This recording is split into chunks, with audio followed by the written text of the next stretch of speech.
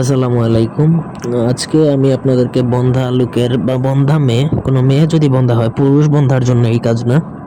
এটা শুধুমাত্র কোনো মেয়ে যদি বন্ধা হয়, মানে বাচ্চা, যেই মেয়ের বাচ্চা কাচ্চা হয় না, সেই মেয়ের মানে সন্তান লাভের একটা নকশা দিব। ইসলামিক নকশা, যদি ইয়াকিন বা বিশ্বাসের সহিত কাজ করেন অবশ্যই কাজ করবে। তো জাদুটোনা বা তদবির এগুলা হচ্ছে মূলত বিশ্বাসের একটা জিনিস। আপনি কতটা বিশ্বাসের সহিত করবেন তার উপর রেজাল্ট।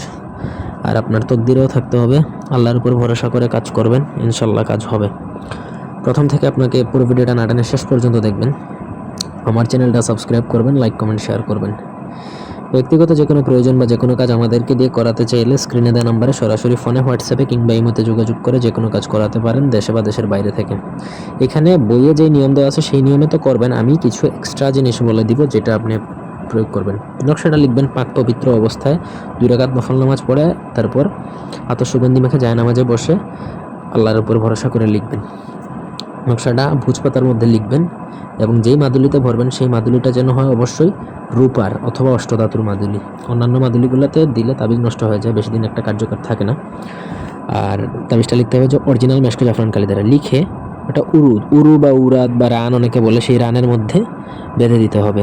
মেয়েদের জন্য বাম রানে ব্যবহার করতে হবে, ঠিক আছে?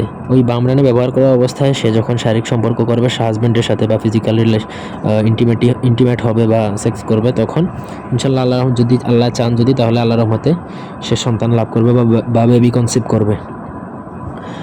এই হচ্ছে কমপ্লিট প্রসেস। সঠিকভাবে যদি করতে পারেন ইনশাল্লাহ আপনি খুব শীঘ্রই ফলাফল পাবেন। ওইটুকু আপনি আশা ভরসা রেখেই কাজ করবেন। ধন্যবাদ।